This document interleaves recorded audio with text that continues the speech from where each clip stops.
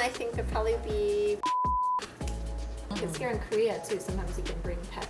But I think the difference that I see is like it's the number one thing I forget when I travel back to the States though, because I'm like sitting there and everybody's already done it, and all of a sudden I'm like, oh, okay, so I forgot. Because it's the first thing you're supposed to do, but it's no longer in my mind. So.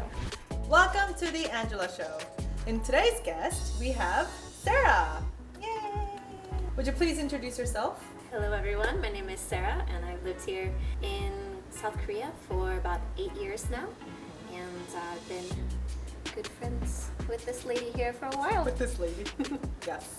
So today what we're going to do is we're going to tell our audiences about American culture and maybe the differences between there and here. So I have prepared some questions for you, and these are random topics, and if you just pick one, we'll answer that. Great. Yes. Any preference? What are some common table manners and dining etiquette in American culture? First one I can think of is no elbows on the table. Yeah. No elbows on the table. So, which I break this rule all the time. But yes, you're not supposed to have elbows on the table. Like this. Another big one is in America we have larger napkins, not these small little things like we do. So our napkin goes in our lap. That's like the first thing you do when you sit down. So you put the silverware off of the napkin onto the table, and you spread out your napkin in your lap. And then you're not supposed to lean on the table. It's the number one thing I forget when I travel back to the States though, because I'm like sitting there and everybody's already done it, and all of a sudden I'm like, oh, okay, so I forgot, and I'm so lazy because it's the first thing you're supposed to do, but it's no longer in my mind. So It's no longer one of those things that just happen automatically. And, no longer. Yeah. If you're at a really fancy restaurant, there's like certain silverware you should use for eating certain things. Don't really ever go to fancy restaurants like that. Yeah. Yes. It's always outside in. Out in. Yes. Salad, appetizer, yeah. There's a certain position that you put the silverware on the plate to show that you're done eating. So you put them like together and across the plate. That signals to the waiter or waitress that you're done eating. Yep.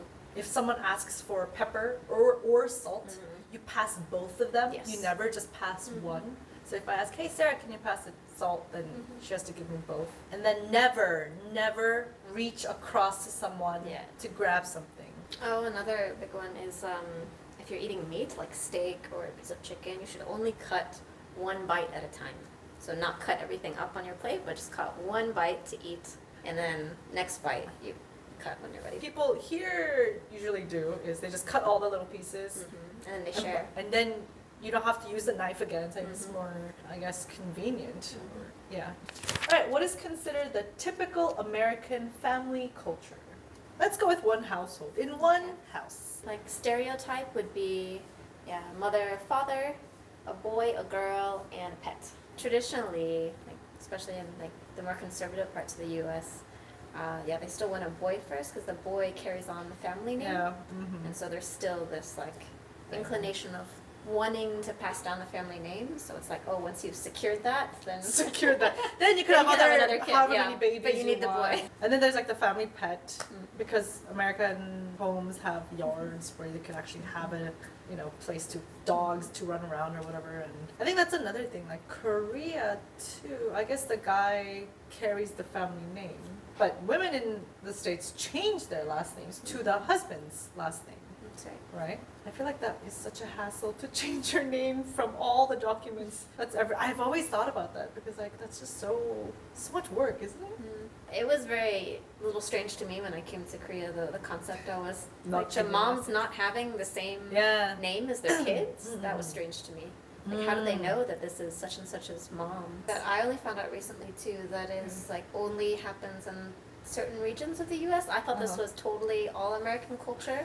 When we get married, usually our family name becomes our middle name, and then our new family name is our husband's family name. My last name was Smith, and I married someone, so my Taylor. name, would it would replace my former middle name. So my middle name is Ruth, but Ruth would disappear, and then so I would be Sarah Smith Taylor. Or whatever.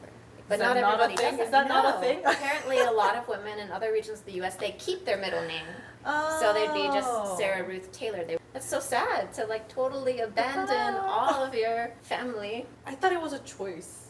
My family, it's not a choice because actually my sister, my sister Tried? tried, and my parents were like, no, you're not getting rid of her. You're less. So did your sister get rid of her middle name? Yeah, she did. Oh. Did she like her middle name? She did. Oh. Let's pick another one. Any of them? Ooh, pink one. Ah, new topic, guys. What are some popular drinking games in the U.S.? What are some popular drinking games in the U.S.? Top one, I think, would probably be beer pong. Yeah, beer pong's a classic. It's been around for a long time. Everybody knows what it is, right? I don't need to describe it. Sure. They'll edit some photos in, maybe. Yeah, beer pong. Yes. Yeah. Yes. Okay. There's a game where you put, you know, those red Solo cups. They're like the stereotypical red cups for drinking. Anyways, you set it like at the edge of the table, and then you flip it. Flip cup. Is it called flip cup? It's called flip cup. Ah, yeah, flip cup. Yeah, You just flip it, and then you have to like put it right side up, and it's like a relay system. Yes. Yeah. Yeah, that's one too. Yeah. There's else? also one where it's just like when you have like a few friends over. And you watch something like a movie or a TV show, and every time they mention like some kind of like word or- then like you have to drink. Yeah. Yeah. I don't know anything else. Yeah, I think Korea has a lot more like drinking games. I think in the States people drink a lot for sure. But they just talk and drink. There's not a lot of games that usually happen involved. It's usually just talk and drink, right? Yeah. Pick one, please. What are some cultural attitudes towards pets in American households?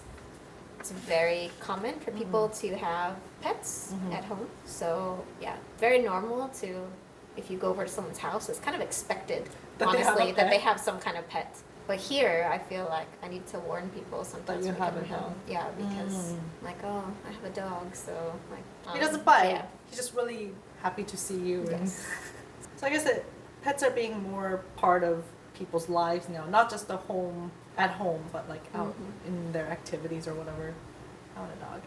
Still, you know, the concept of bringing pets to places, like, because here in Korea too, sometimes you can bring pets. Yeah. But I think the difference that I see is like in the States, if it's a place you can bring your pet, the dog is on the ground. Like the leash is just tied to the table. The dog is like on the ground. Is it not like that here? But here, people have the dog sitting at the table. And like the little poodles and the little Pomeranians are like sitting in the seat in their little bag next to their human. Oh.